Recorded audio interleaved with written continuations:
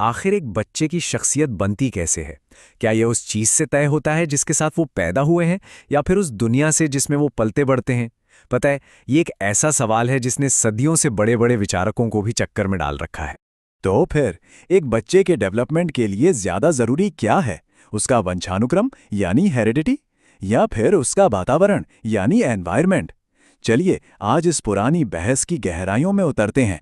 तो आइए इस पहेली के पहले हिस्से से शुरू करते हैं, और वो है वंशानुक्रम, मतलब वो सब कुछ जो हमें विरासत में मिलता है।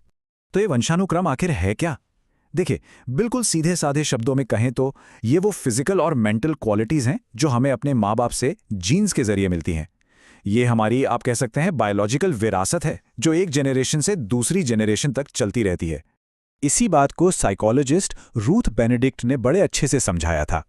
उन्होंने कहा, वंशानुक्रम वो गुण है जो बच्चे अपने माता पिता से प्राप्त करते हैं। सही में यही तो वो फाउंडेशन है जिसके साथ हम इस दुनिया में कदम रखते हैं। अब यहां ये सोचना बड़ा इंटरेस्टिंग है कि वंशानुक्रम का असर कितना गहरा होता है। ये हमारे शारीरिक लक्षण तय करता है, जैसे कि हमारा रंग, हाइट, बॉडी का स्ट्रक्चर। सिर्फ इतना ही नहीं, ये हमारी इंटेलिजेंस की नींव भी रखता है, मतलब हमारी सीखने की क्षमता और फैसले लेने की स्पीड। ये हमारी जन्मजात क्षमता है, हमारा मूल आधार। चलिए अब इस कहानी के दूसरे पहलू पर चलते हैं। वातावरण, यानी वो दुनिया जो हमें बनाती है, जो हमें एक आकार देती है। वातावरण, इसका सीधा सा मतलब है हमारे आसपास का सब कुछ। ये वो सारी बाहरी ताकतें, प्रभाव और स्थितियां हैं जो गर्भधारण के पल से ही हमारी जिंदगी, हमारे व्यवहार, हमारे विकास और परिपक्वता, हर चीज पर असर डालती हैं। और देखिए, ये कोई एक चीज नहीं है, इसमें फिजिकल फैक्टर्स आते हैं जैसे मौसम और जगह। फिर सोशल फैक्टर्स हैं जैसे हमारी फैमिली, सोसाइटी, हमारे रिश्ते। इकोनॉमिक फैक्टर्स भी हैं जैसे फाइनेंशियल स्टेटस। और हाँ, कल्चरल फैक्टर्स भी, हमारा धर्म, रीति रिवाज, जीने का ढंग। ये सब मिलकर ही तो हमारे विकास को एक दिशा देते हैं। अच्छा, इस वातावरण की ताकत को समझने के लिए ना एक बड़ी ही दिलचस्प स्टडी की गई थी। इसमें जुड़वां बच्चों के 20 जोड़ों को लिया गया और किया क्या गया, उन्हें पैदा होने के बाद अलग कर दिया गया और बिल्कुल अलग अलग माहौल में पाला पोसा गया। और इसका जो नतीजा आया वो तो कमाल का था। सोचिए, एक जुड़वा को गांव में खेत पर पाला गया और दूसरे को शहर में। जो बच्चा खेत पर बड़ा हुआ वो थोड़ा असभ्य और चिंतित स्वभाव का निकला, वहीं शहर वाला बच्चा शिष्ट और चिंता मुक्त था।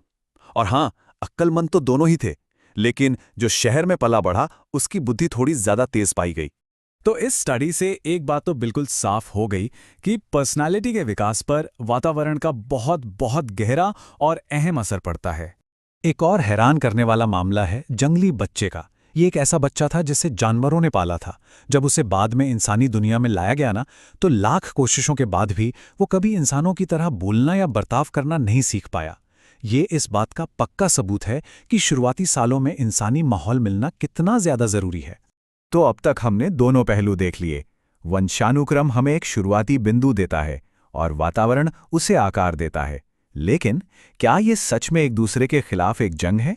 असलियत में ना, ये कोई लड़ाई है ही नहीं। ये जो बनाम वाला आइडिया है ना, ये बस एक मिथक है।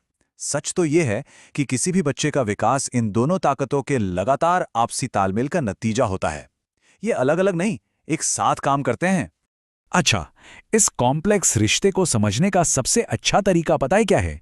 एक बिल्कुल सिंपल सी मिसाल, इंजन और पेट्रोल। जरा सोच के देखिए, एक गाड़ी को चलाने के लिए क्या ज्यादा जरूरी है, इंजन या पेट्रोल? जवाब बिल्कुल साफ है ना? दोनों ही जरूरी हैं। इंजन के बिना पेट्रोल का क्या काम, और पेट्रोल के बिना इंजन बेकार है। बिल्कुल इसी तरह एक बच्चे के विकास के लिए वंशानुक्रम और वातावरण दोनों ही लाजमी हैं। तो मतलब ये हुआ कि वंशानुक्रम हमें क्षमता देता है, एक तरह से हमारी संभावित सीमा तय करता है, और वातावरण ये तय करता है कि हम उस क्षमता का कितना हिस्सा हासिल कर पाएंगे। एक के बिना दूसरा हमेशा अधूरा रहेगा। तो ये सब जानने के बाद एक सवाल उठता है, हम अपनी खुद की क्षमता को और दूसरों के विकास को किस नज़र से देखते हैं? क्या हम सिर्फ पैदाइशी प्रतिभा को देखते हैं, या उस माहौल को भी अहमियत देते हैं जिसने उसे निखारा है? ये एक ऐसा सवाल है जो हमें हर इंसान की पूरी कहानी समझने के लिए प्रेरित करता है।